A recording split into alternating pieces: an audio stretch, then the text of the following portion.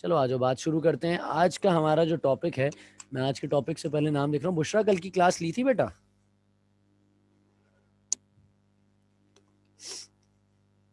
बुशरा, कल क्लास ली थी बेटा?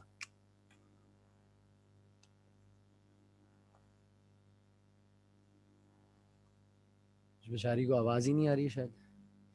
अच्छा, मैसेज आ गया। नहीं, नहीं ली थी। तो बेटा क्यों नहीं ली थी बेटे?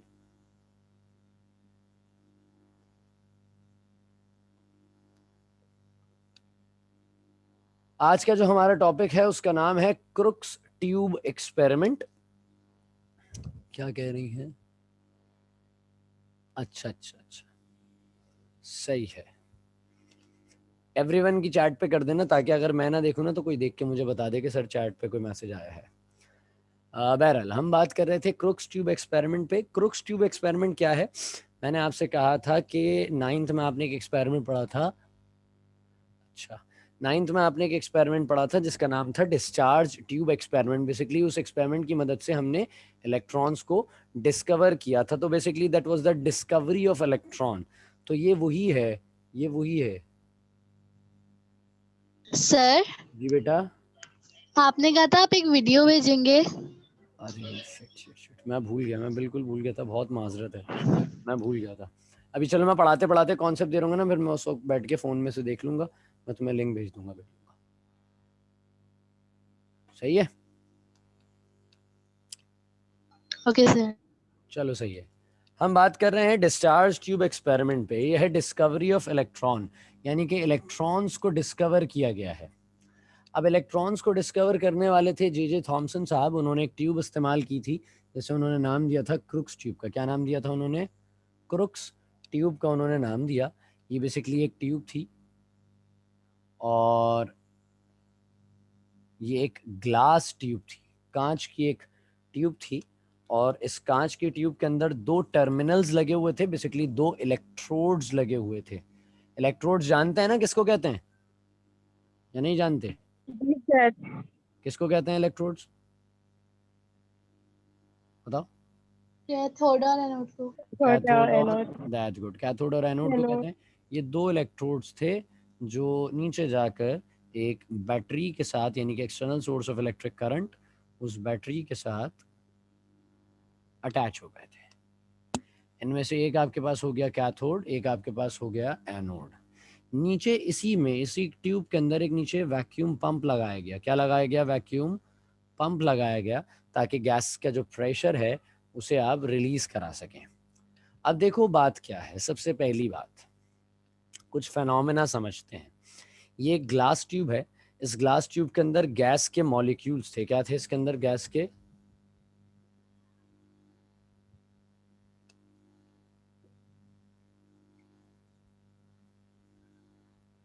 मिसाल कंसिडर करो कि बहुत सारे गैस के मॉलिक्यूल्स इस ग्लास ट्यूब में मौजूद हैं। अगर मॉलिक्यूल्स बहुत सारे गैस के मौजूद होते हैं तो इलेक्ट्रिक करंट आसानी से फ्लो नहीं कर पाता, इलेक्ट्रिक करंट आसानी से पास नहीं हो पाता। बात समझ रहे हैं आप मेरी? अगर गैस जी सर। ज्यादा होती है या एयर ज्यादा होती है तो इलेक्ट्रिक करंट फ्लो नहीं कर पाता, क्योंकि gas is the bad conductor of electricity. Electric current pass ही नहीं कर पाएगा, गैस के मॉलिक्यूल्स टकराते जाएंगे उनसे, वो बीच में रुक जाएगा। तो अब गैस, यानी कि आपका प्रेशर ज्यादा है इस वक्त, प्रेशर आपका बहुत ज्यादा है। तो इस प्रेशर ज्यादा होने की सूरत में आपने इलेक्ट्रिक करंट बहुत ज्यादा सप्लाई किया ना, तब भी कुछ नहीं हुआ। यानी कि गैस अपने हाई प्रेशर पे थी और आपने 5000 वोल्ट्स का करंट अप्लाई किया, 5000 वोल्ट का करंट अप्लाई किया, तब भी कुछ नहीं हुआ, क्योंकि गैस का जो प्रेशर था वो बहुत ज्यादा था। गैस का प्रेशर जो था वो बहुत ज्यादा था। गैस के बहुत सारे मॉलिक्यूल्स थे जो अंदर मौजूद थे। यानी कि हाई प्रेशर पे तो इसकी कंडीशन हमारे लिए कामयाब नहीं है। बात समझ रहे हैं मेरी? हाई प्रेशर पे इस एक्सपेरिमेंट की कंडीशन कामयाब नहीं है। अब हमने करना क्या था? हमने करना था लो प्रेशर। हमने क्या करना था भाई? Low pressure. तो लो प्रेशर कैसे करेंगे? कोई बताएगा मुझे तरीका? कोई किसी के पास है? लो प्रेशर करने के लिए मुझे गैस, गैस मॉलिक्यूल्स को निकालेंगे। गैस मॉलिक्यूल कैसे निकालेंगे? ये लगा हुआ है वैक्यूम पंप। इस वैक्यूम पंप की मदद से आपने गैस मॉलिक्यूल्स निकाल दिए। अब प्रेशर हो गया बहुत कम, अब प्रेशर हो गया बहुत कम। आपके पास बात समझ रहा है मेरी? अब प्रेशर बहुत कम हो गया, तो यानी कि लो प्रेशर और हाई इलेक्ट्रिक करंट पे आपने करंट पास करा तो कुछ अलग अलग कंडीशंस नजर आने लगी, कुछ डिफरेंट सिनेरियोज नजर आने लगे, जिसके अंदर हमने इलेक्ट्रिक करंट को ऑब्जर्व किया, यानी कि ट्यूब के अंदर की सिचुएशंस को ऑब्जर्व किया। कहते हैं कि gases do not allow the passage of electric current, electric current pass नहीं हो सकता गैसेस के अंदर से। अगर गैस बहुत ज़्यादा मौजूद है तो उस गैस के पार्टिकल्स उसको रोक लेते हैं इलेक्ट्रिक करंट को नॉर्मल टेम्परेचर पे। अगर प्रेशर रिड्यूस कर दिया जाए तो गैसेस के दरमियान से भी करंट पास किया जा सकता है। बात समझ रहे हैं आप मेरी? ये बात जरा जहन में रखनी है। अगर हम प्रेशर रिड्यूस करेंगे तो गैसेस में से भी इलेक्ट्रिक करंट पास किया जा सकता है, लेकिन अगर प्रेशर हाई है तो गैसेस में इलेक्ट्रिक करंट पास नहीं हो सकता। बात यहाँ तक समझ गए? Yes sir. फिर मैंने आपको समझाया कि इसके अंदर एक ग्लास ट्यूब ली गई, इस और ग्लास, प्रेशर तो गैसेस का ही होगा ना? हाँ ना मेरा बेटा, वही तो कह रहा हूँ। अगर बहुत ज़्यादा गैस मॉलिक्यूल्स होंगे तो प्रेशर भी बहुत ज़्यादा होगा, अगर गैस मॉलिक्यूल्स कम होंगे तो प्रेशर भी कैसा हो जाएगा? कम हो जाएगा। बात खत्म हो गई। प्रेशर कम हो गया, इलेक्ट्रिक करंट ज़्यादा है, दोनों फायदेमंद चीज़ें हैं। कहा ही जा रहा है कि ये जो एपरेटस है बेसिकली, इस एपरेटस में क्या है, कांच की ट्यूब है, दो टर्मिनल लगे हुए हैं, एक पॉजिटिव टर्मिनल और एक नेगेटिव टर्मिनल। नीचे एक वैक्यूम पंप लगा हुआ है और ये पॉजिटिव नेगेटिव टर्मिनल जाके बैटरी से कनेक्ट हो गया। बात समझ गए आप मेरी यहाँ तक? ये पॉजिटिव नेगेटिव टर्मिनल क्या होगा, बैटरी से जाके कनेक्ट हो गया। अब इसके अंदर गैस कौन सी डालें भाई? कोई सी भी गैस डाल लो, कोई सी भी गैस डाल दो, इसमें कोई मसाइल वाली बात थोड़ी है। लेकिन हम नॉर्मली बात कहते हैं यार एयर डालो, और जो है वो उसके अलावा अगर कोई गैस डालनी है तो बहुत कम अमाउंट में डालो। अलग अलग गैसेस डालेंगे तो उनके हिसाब से अलग कलर्स जनरेट होने होते हैं हमारे पास, अलग अलग गैसेस से अलग अलग कलर्स की लाइट्स जनरेट होंगी। हुआ क्या भैया, गैस बहुत सारी थी, इलेक्ट्रिक करंट पास नहीं हो रहा था, तो आपने प्रोसेस यानी कि वर्किंग में बयान करते हुए कैसे बताया कि अब आपने प्रेशर को क्या किया है, रिलीज किया है या इंक्रीज किया है?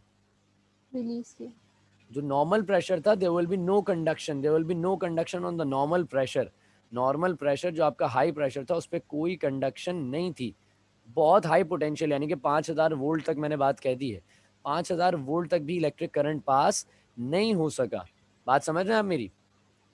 लेकिन आपने प्रेशर को क्या किया, आहिस्ता आहिस्ता रिड्यूस करना शुरू किया। प्रेशर को कैसे किया, आहिस्ता आहिस्ता आपने रिड्यूस करना शुरू कर दिया। तो फिर जाके पता चला कि ग्लास ट्यूब जो है इसके अंदर कुछ अलग अलग सिनेरियोज नजर आने लगे। मैं कुछ डिफरेंट सिनेरियोज के ऊपर प्रेशर की बात करूंगा। सबसे पहले at ordinary temperature. Ordinary temperature मतलब, सॉरी ऑर्डिनरी प्रेशर, टेम्परेचर कह रहा हूं मैं, माजरत। किसका माइक खुला हुआ है? ये किसी का माइक खुला हुआ है ना? बुशरा का, अभी तो माइक ही खराब था तुम्हारा बुशरा। चलो, ऑर्डिनरी प्रेशर पे क्या होगा भाई, ऑर्डिनरी प्रेशर पे आपको कुछ भी नजर नहीं आएगा, ऑर्डिनरी प्रेशर पे आपको कुछ भी नजर नहीं आएगा। सॉरी, मैं ब्लू से लिख लूं ताकि हमें क्लियरली विजिबल रहे, या रेड से लिख लेते हैं।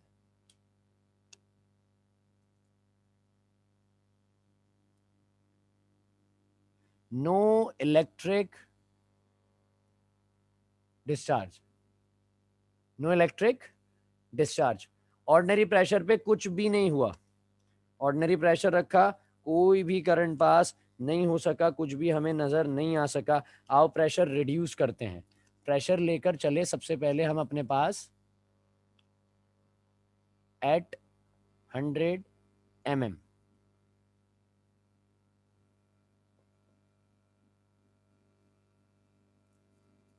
100 mm का प्रेशर कर लिया भाई। कितने mm का प्रेशर कर दिया है? 100 mm का आपने प्रेशर कर दिया है।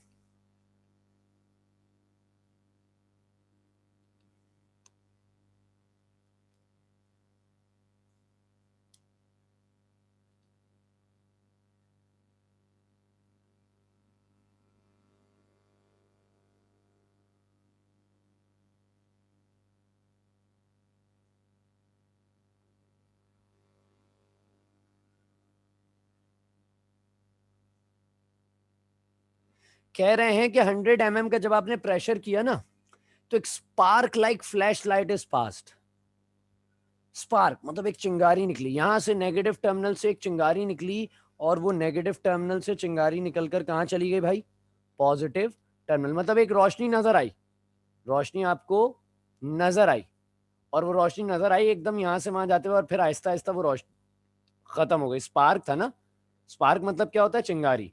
स्पार्क मतलब क्या होता है, चिंगारी।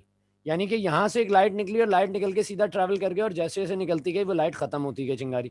जैसे आसमान में बिजली चमकती है, रोशनी एकदम आती है और फिर गायब हो जाती है, ऐसा ही है सीन यहाँ पे। बात समझ में आती है यहाँ तक? Yes sir. आओ प्रेशर को और रिड्यूस करते हैं।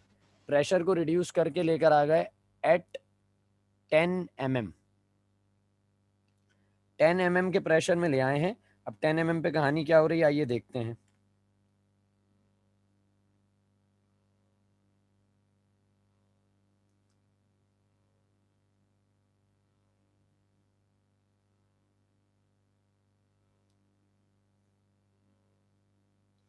कह रहे हैं स्पार्क डिसअपियर। स्पार्क क्या हो गया, डिसअपियर हो गया, and two electrodes starts to glow. अभी जब आपके पास 10 mm का प्रेशर था ना, तो उस वक्त आपने क्या देखा, एक किरण, एक रोशनी की बिल्कुल जो है वो आपके पास एक रे निकली, एक आपके पास लाइट रे निकली, एक रोशनी की बहुत बारीक सी रे निकली, वो यहाँ से स्पार्क निकला और यहाँ पहुंच गया, यहाँ से स्पार्क निकला और यहाँ पहुंच गया। बात मेरी आप समझ रहे हैं?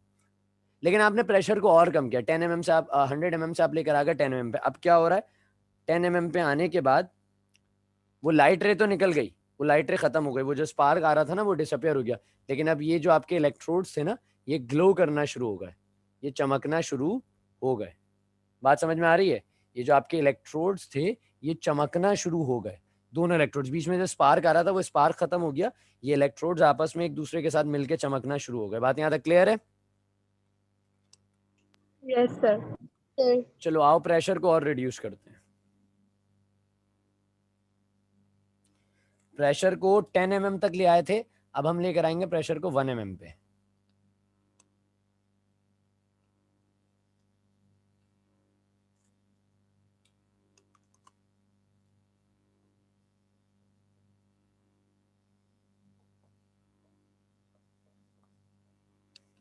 अब प्रेशर 10 mm से कहाँ आ चुका है मेरा बेटा, प्रेशर आ चुका है 1 mm पे। पहले 100 mm, फिर उसके बाद जो है वो आपके पास 10 mm, और अब प्रेशर आपका पहुंच चुका है 1 mm पे। तो 1 mm पे जब प्रेशर पहुंचा,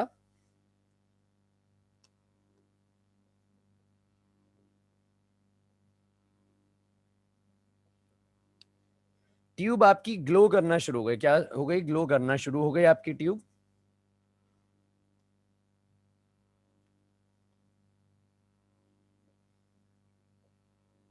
which extending from cathode। Tube ने ग्लो करना शुरू कर दिया, जो कि ग्लो स्टार्ट हो रहा था, यानी कि ट्यूब, पूरी ट्यूब चमक रही है।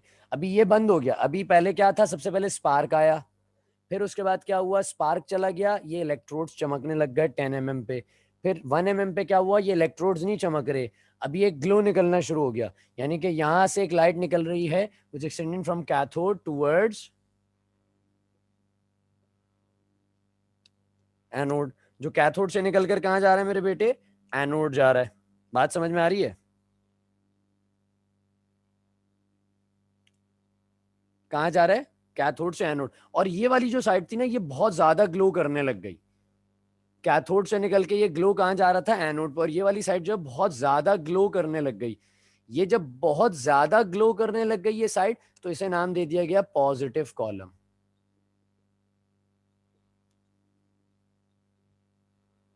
क्या नाम दे दिया गया इसे, पॉजिटिव कॉलम। बात यहां तक मेरी आप समझ रहे हैं?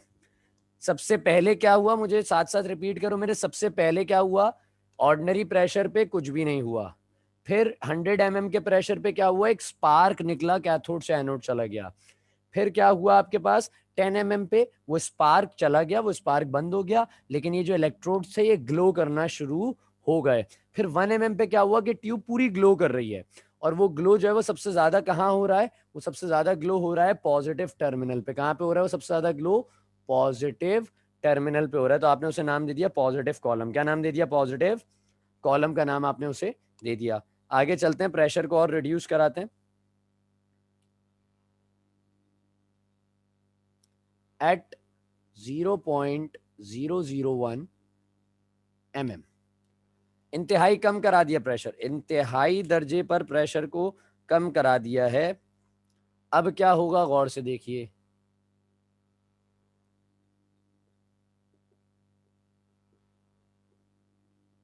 ग्लो डिसअपियर, वो जो ग्लो आ रहा था, वो जो चमक आ रही थी, अभी वो चमक भी चली जाएगी। अब वो चमक भी आई और अगले स्टेप में वो चमक भी चली गई।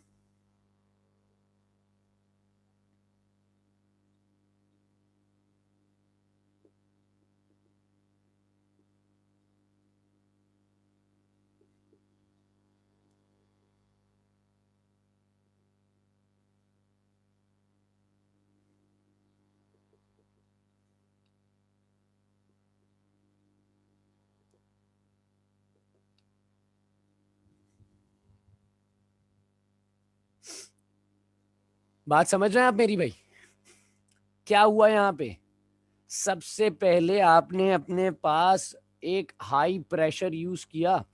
उस हाई प्रेशर यानी कि बहुत सारी गैस थी, उस बहुत सारी गैस जो कि ट्यूब में मौजूद थी, उसकी मौजूदगी में आपने क्या किया? आपने जनरेट हाई प्रेशर के ऊपर आपने हाई इलेक्ट्रिक करंट पास किया। तो आपके पास कहानी में कुछ भी हासिल वसूल नहीं हो सका। आपने प्रेशर को कम कर दिया, प्रेशर कम करके आप ले आए 100 mm पे। तो क्या हुआ आपके पास? एक स्पार्क निकला, स्पार्क निकला लाइट का, एक spark of spark like flash निकली, जो कि फ्लैश ट्रेवल करी थी नेगेटिव से पॉजिटिव। ये ट्रैवलिंग हमेशा नेगेटिव से कहाँ होगी? पॉजिटिव की जाने, पॉजिटिव से नेगेटिव मत लिख देना। एक स्पार्क लाइक फ्लैश निकली लाइट की, जो कि आपकी पूरी ट्यूब के अंदर फैल गई। फिर उसके बाद आपने प्रेशर को और कम करा, आप प्रेशर में पहुंचे 10 mm तक। जब आप 10 mm के प्रेशर पे पहुंचे, तो 10 mm पे जाके आपने देखा क्या हुआ कि वो जो स्पार्क निकल रहा था, चिंगारी निकल रही थी, एक लाइट रे निकल रही थी, वो लाइट रे डिसअपेयर हुई और अब आपके दोनों इलेक्ट्रोड जो है वो चमकने लग गए। ऐसी है। फिर आपने प्रेशर को और कम करा, 1 mm के प्रेशर पे ले आए। अब 1 mm के प्रेशर पे आपने देखा कि वो जो ट्यूब जो कि फिल्ड थी ग्लो से, the tube filled with the glow, आपकी पूरी ट्यूब जब वो ग्लो यानी कि चमकदार हो जाएगी, चमकने लग जाएगी। और वो चमक सबसे ज्यादा कौन से टर्मिनल पे होगी, कौन से इलेक्ट्रोड पे होगी? बता दो मुझे जरा जल्दी से भाई। 1 mm के प्रेशर में आपकी जो पॉजिटिव पॉजिटिव नोड। टर्मिनल पे होगी, यानी कि एनोड पे होगी, और उसको हम नाम क्या दे देंगे? Positive column. क्या नाम देंगे? Positive column. That's good, column. Anode पे होगी, बेहतरीन। फिर आपने प्रेशर को और रिड्यूस करा दिया, इन दी एंड रिड्यूस करा दिया 0.001 के ऊपर, 0.001 के ऊपर ले जाके प्रेशर को रिड्यूस करा के पहुंचे, तो पता चला कि वो जो ग्लो आ रहा था, वो जो चमक आ रही थी, वो चमक गायब हो गई। अब जो आपकी ग्लास की वॉल्स थी, जो ग्लास ट्यूब की वॉल्स थी, अब वो चमकने लग गई और वो बहुत ही बेहतरीन एक ब्रिलियंट ग्रीन लाइट से चमकना शुरू हो गई। बात यहां तक समझ में आती है? हाँ, ये सवाल आया कि सर ग्रीन लाइट ही क्यों अपेयर हुई? भाई ग्रीन लाइट, मैंने कहा था कि आपसे सवाल के स्टार्ट में कहा था, आप यहाँ पे एयर यूज कर लीजिए या आप अलग अलग गैसेस यूज कर लीजिए। आप डिफरेंट गैसेस यूज करेंगे तो उन डिफरेंट गैसेस के अलग अलग कलर्स आएंगे। हीलियम के साथ नॉर्मली ग्रीन कलर आ जाता है हमारे पास, तो हमने उसी गैस को यूज किया था। और हाइड्रोजन पे भी इसी तरह से कलर आता है। बात यहाँ तक समझते हैं? आपको इस पूरी कहानी से क्या बात समझ में आई? इस पूरी कहानी से आपको समझ में क्या आई? कहानी कि भाई जब आप लो प्रेशर पे हाई इलेक्ट्रिक करंट को पास कराते हैं, तो हाई इलेक्ट्रिक करंट पास कराने की सूरत में आपके नेगेटिव टर्मिनल यानी कि कैथोड से कोई चीज, कोई रोशनी, कोई लाइट, कोई रे, कोई ग्लो निकलता है और वो नेगेटिव टर्मिनल से कहाँ चला जाता है बेटा? पॉजिटिव टर्मिनल पे। यानी कि there is some radiation, there is some radiation which emits from the negative terminal cathode towards the positive terminal anode. बात यहां तक समझ में आती है? Yes, sir. अच्छा, अगर हम इसमें कुछ प्रॉपर्टीज पे बात करें, मैं आपसे कुछ प्रॉपर्टीज जो कि मैंने भी कुछ समझाई चीजें, उन्हीं से रिलेटेड प्रॉपर्टीज हैं, मैं उनसे रिलेटेड डिस्कशन आपके पास करता हूं। अगर फॉर एग्जांपल मैं आपसे पूछूं ओरिजिन क्या है इन गैस, ये जो रेज निकल रही हैं, लाइट रेज है ना बेसिकली, कैथोड रेज नाम देते हैं हम इनको, तो इन कैथोड रेज का ओरिजिन क्या है?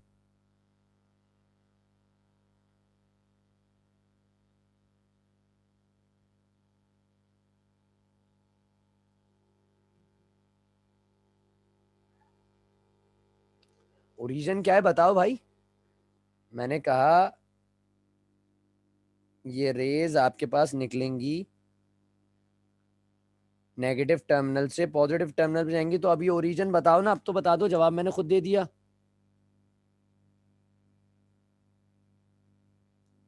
सर कैथोड होगा। कैथोड टर्मिनल यानी कि नेगेटिव टर्मिनल होगा ना मेरा बेटा, नेगेटिव टर्मिनल होगा इनका ओरिजिन। बात समझ रहे हैं आप मेरी? अच्छा अगर मैं बताऊं मैं आपसे ये बात करता हूं कि इनकी डिफ्लेक्शन किस तरफ होगी हमेशा, ये किस तरफ डिफ्लेक्ट होंगे बताओ? एनोड की तरफ। पॉजिटिव टर्मिनल्स की तरफ इनकी डिफ्लेक्शन हो जाती है। बात यहां तक आप मेरी समझ रहे हैं? अच्छा नेगेटिव पार्टिकल्स हैं ये, तो ये इलेक्ट्रिक और मैग्नेटिक फील्ड में डिफ्लेक्शन अपनी कहाँ पे शो करते हैं? Positive terminal. मैंने कि डिफ्लेक्शन को हमने इस अंदाज में देख लिया अपने पास। ये ट्रैवल कैसे करते हैं? ट्रैवल कैसे करते हैं? स्ट्रेट लाइन या कर्वी या फिर जिगजैग, कैसे ट्रैवल करते हैं? What do you think? Straight line. Straight line. Straight line में ट्रैवल करते हैं। इनका चार्ज कैसा होता है भाई? नेगेटिव टर्मिनल से कोई चीज निकल रही है तो उसका चार्ज क्या होगा? नेगेटिव। बात नेगेटिव। समझे? तो दीज रेज कंटेन, पॉजिटिव कैसे होगा भाई?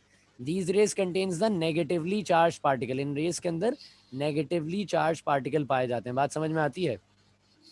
फिर जी एक सर। वैल्यू आपको बचपन में भी याद कराई गई थी छोटी क्लासेस में, वो थी चार्ज अपॉन मास का रेशो था। वो क्या था? 1.7588 मल्टीप्लाई बाय 10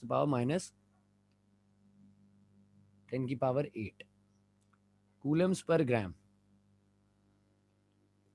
ये क्या है? ये चार्ज अपॉन मास का रेशो है। किसका रेशो है ये? Charge upon mass. यानी कि इसमें जो नेगेटिव, ये जो रेज ट्रैवल कर रही हैं, इन रेज के अंदर जो नेगेटिवली चार्ज पार्टिकल्स हैं, उन नेगेटिवली चार्ज पार्टिकल्स का कोई चार्ज तो होगा ना, तो उसका चार्ज रखो, और उन पार्टिकल्स का मास भी होगा तो वो मास रखो। चार्ज और मास को आपस में डिवाइड कराओ, you will get a value which is the 1.7588 multiply by 10 की पावर 8। बात यहाँ तक क्लियर तो होती ये है? इलेक्ट्रॉन्स होंगे ना? हाँ बेटा, ये इलेक्ट्रॉन्स ही तो इलेक्ट्रॉन्स। हैं। इलेक्ट्रॉन रिवील नाम हम करते हैं एंड में, क्योंकि नेगेटिव चार्जेस की वजह से इनको नाम दिया गया। स्टार्टअप में इन रेज को नाम दिया गया कैथोड रेज, इन पार्टिकल्स को नाम दिया गया नेगेटिव पार्टिकल्स या कैथोड पार्टिकल्स। बात समझ रहे हैं आप मेरी? Yes sir. सही है, डन हो गया।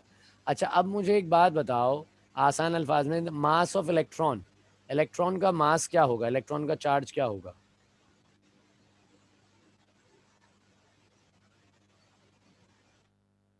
बता दो भाई।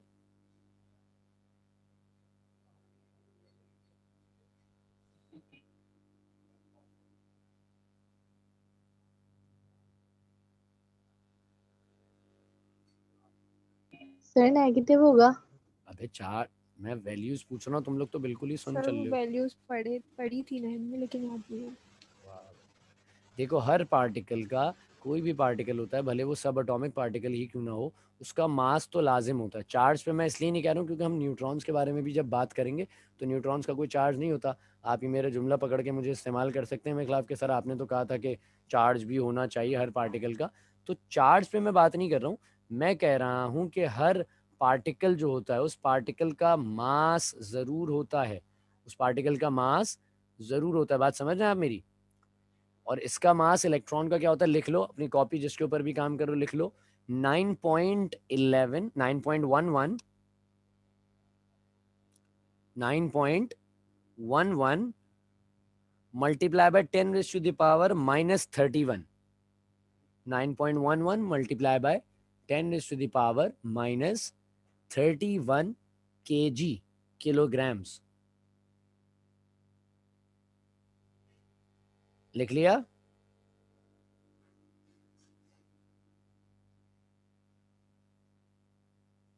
लिख लिया भाई? या रिपीट करूं? जी हाँ सर बोलो। लिख लिया। अच्छा लिख लिया सर। एक सेकेंड, नेगेटिव, हाँ देख लिया मैंने। हाँ मैं ये कह रहा हूँ कि आपने वैल्यू लिख ली 9.11 मल्टीप्लाई बाय 10⁻⁻31 किलोग्राम। आओ चार्ज भी लिख लेते हैं इसका, इस वैल्यू को भी याद रखिएगा। 1.602 multiply by 10⁻⁻19 1.602 multiplied by 10 raised to the power minus 19 coulombs.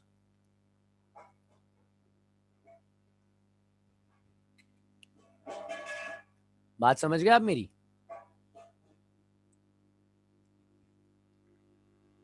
Yes sir. कोई सवाल किसी का? No sir. एक छोटा सा सवाल मैं कर लेता हूँ। सवाल ये है कि विंड फैंस देखें, विंड मिल्स जिनको कहते हैं। जी सर। अच्छा, वो विंड मिल चलती है किसकी वजह से चलती है? वो घूमती है किसकी वजह से घूमती है, बताओ? Electrical energy. है एयर नाम? की वजह से। एयर की वजह से। देखा, किसी ने मैसेज पढ़ लिया फौरन से, फौरन मैसेज पढ़ के बता दिया एयर नहीं है। सर, मैं सोच रही थी। अच्छा, चलो, एयर की वजह से ये मूव कर रही होती है एक जगह से दूसरी जगह की जानिब। समझ रहे हैं आप? ये यानी कि मैं इसको बनाऊं तुम्हें, यानी कि ग्राफिकली थोड़ा सा समझ में आ जाएगा। ये एक फैन है, ये मूव करता है, रोटेट करता है, किसकी वजह से? एयर की वजह से। यानी कि हवा आती है, इस पर पड़ती है और ये घूमना शुरू हो जाता है। हवा दिखती है आपको? क्या आपने हवा देखी है कभी? कभी ऐसा हुआ कि आपको हवा देखने नो को सर। मिली? नहीं देखते, हम हवा देख ही नहीं सकते। लेकिन हवा इसको घुमा रही है। हवा इतने बड़े बड़े जो विंड फैंस लगे होते हैं, विंड मिल्स लगी होती है, उनको घुमा रही होती है। यहाँ पे मसला क्या है? कैसे घुमा रही है? हवा के अंदर ऐसी क्या चीज है? ऐसी क्या चीज है कि प्रेशर। हवा, हवा में प्रेशर तो है। वो प्रेशर किसकी वजह से आ रहा है? हवा क्या खाली बस ऐसी, मतलब कोई चीज हवा है? बस कुछ गैसेस। गैसेस हैं। गैसेस के क्या होंगे? मॉलिक्यूल्स और एटम्स होंगे। वो एटम्स आकर इससे टकराते हैं। वो एटम्स आकर इससे टकराते हैं तो ये रोटेट करना शुरू होता है। ऐसे ही होता है या गलत कह रहा हूं मैं? ऐसे ही होता है। मास नहीं, मास नहीं, मास नहीं बेटा। एटम्स होते हैं जो आगे टकराते हैं, उनके अंदर कुछ पोटेंशियल, कुछ ताकत होती है, तो वो इस मशीन को चला पाते हैं। अब ये जो रेज हैं, यानी कि जो कैथोड रेज हैं, ये कैथोड रेज के अंदर कोई पार्टिकल है या नहीं है, बताओ पहले मुझे। है सर।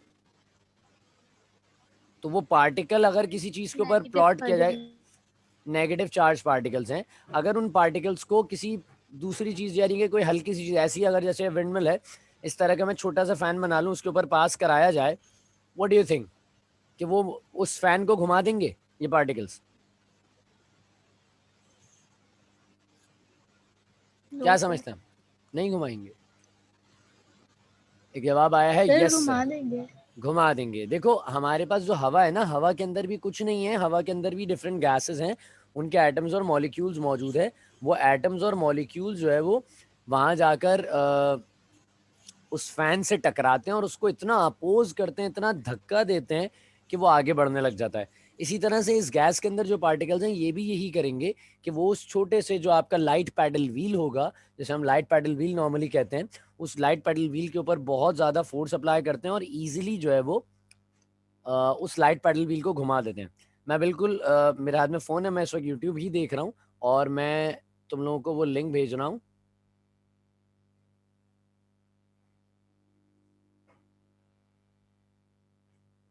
मैं बिल्कुल लिंक भेज रहा हूँ और आप उससे समझिएगा। उस एक्सपेरिमेंट को आप देखेंगे तो आपको मज़ा आएगा।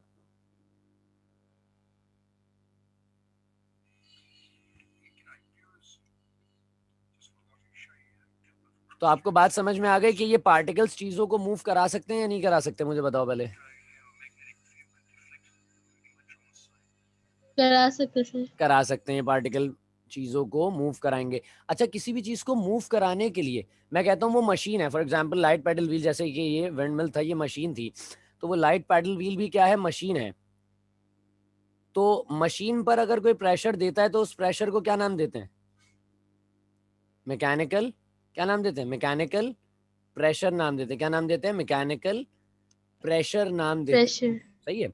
अच्छा, मैकेनिकल प्रेशर यानी कि कोई मशीन चल रही है, मशीन को धक्का दिया जा रहा है, मशीन के अंदर कोई पार्ट्स घूम रहे हैं। किसी भी चीज को मूव कराने के लिए कौन सी एनर्जी दरकार है?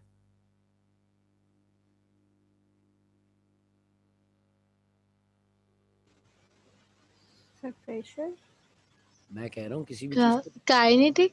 काइनेटिक एनर्जी दरकार है। कौन सी एनर्जी दरकार है मेरे बेटा? काइनेटिक एनर्जी दरकार है। मिसाल के तौर पर आप क्लास के दरवाजे पर खड़े हैं, पीछे से आपका कोई शरीर दोस्त आती हैं और वो आके आपको धक्का देती हैं, वो तो काफी दूर से भागती हुई आती हैं पूरी एनर्जी जमा करके, और आप दरवाजे पे खड़े हैं, आपको धक्का दिया, वो एनर्जी पहले किसकी बॉडी में थे बताओ मुझे, किसकी बॉडी में थी दोस्त एनर्जी? की। दोस्त की। अब वो एनर्जी ट्रांसफर किसकी बॉडी में हो गई?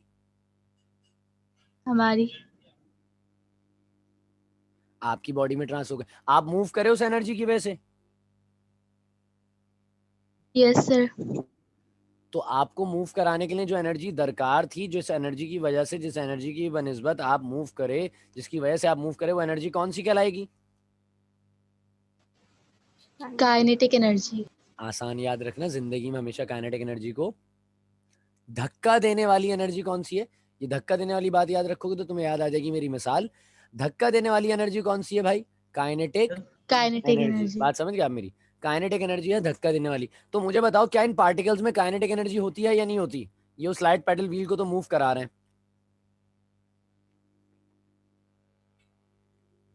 सर क्या पूछा होती आपने? है सर। मैंने पूछा कि वो जो लाइट पेडल व्हील छोटा सा ऐसे ये विंड मिल्स है, तो उस तरह से एक जो है वो छोटा सा लाइट पेडल व्हील अगर मैं उनकी डिस्चार्ज ट्यूब में लगा दूं और उस पे से पार्टिकल्स को पास करूं, व्हाट डू यू थिंक कि वो उस लाइट पेडल व्हील को मूव करा देंगे ये पार्टिकल्स? तो उनके अंदर, इनके अंदर काइनेटिक एनर्जी है या नहीं है?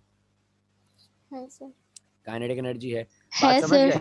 अच्छा, अब आप है। अपने ग्रुप पे देखिएगा, मैंने एक वीडियो का लिंक भेजा है, एक वो देखनी है, और इसके अलावा एक और वीडियो है, मैं वो देख लूँ, वो एक प्रोफेसर की थी, अगर वो मुझे मिल गई तो मैं आपको वो दूंगा फिर।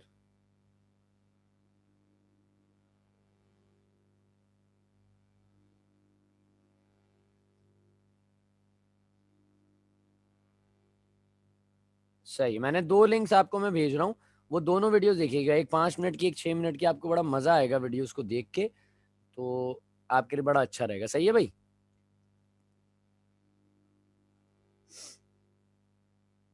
बात यहाँ तक क्लियर होती ओके है? सर।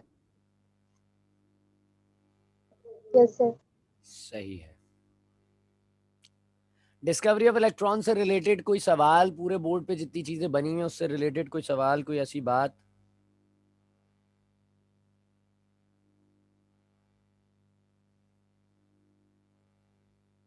कोई सवाल है तो पूछ लो मेरा बेटा जल्दी से। Sir numericals. हाँ, न्यूमेरिकल्स पूछो पूछो पूछो, सुमैया न्यूमेरिकल पूछ लो जल्दी से। सुमैया एक काम करो, तुम स्क्रीन शेयर हो जाएगी तुमसे, तुम लैपटॉप पे तो नहीं पढ़ी होगी, तुम फोन पे पढ़ रही हो? सर लैपटॉप है। अच्छा लैपटॉप है, चलो चलो चलो। अच्छा भाई, सवाल कौन सा था? 2013 और 2014 का? जी सर। अच्छा, फोन से मुझे जरा उस सवाल की पिक्चर भेजो, क्वेश्चन की पिक्चर भेजो मुझे फोन पे, मैं तुम्हें बताता हूँ फिर क्या करना है। सर मैंने आपको भेजी हुई है प्राइवेट पे। अच्छा, एक मिनट में देख लेता हूँ, मुझे एक मैसेज करो प्राइवेट पे ताकि मुझे चैट मिल जाएगी तुम्हारी। कहाँ है? जी सर। कैथोड क्यों इलेक्ट्रॉन्स रिलीज करते हैं? सही है, बिश्रा का सवाल है भाई। नेगेटिव पार्टिकल है, वो निकलेगा कहाँ से? पॉजिटिव से तो निकल ही नहीं सकता। नेगेटिव पार्टिकल है, वो कहाँ से निकलेगा?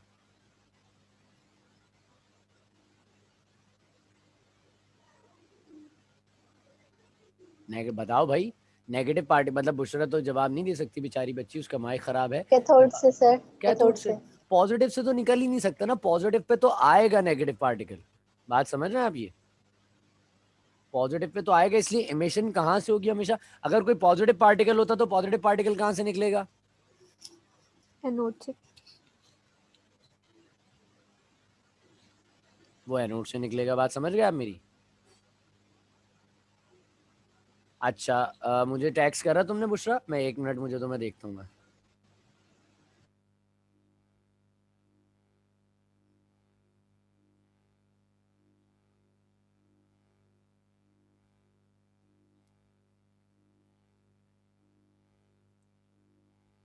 हाँ भाई मिल गया मुझे, ये बुशरा ने भेजा हुआ है।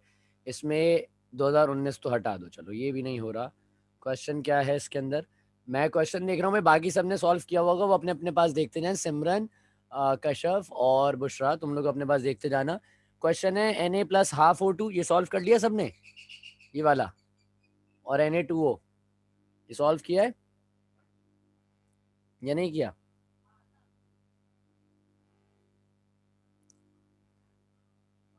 सर ईयर कौन सा है? 2013 लिखा हुआ है। 2 Na सर plus किया half है। O2 Na+12O2 किया था ये, Na2O जो बनेगा।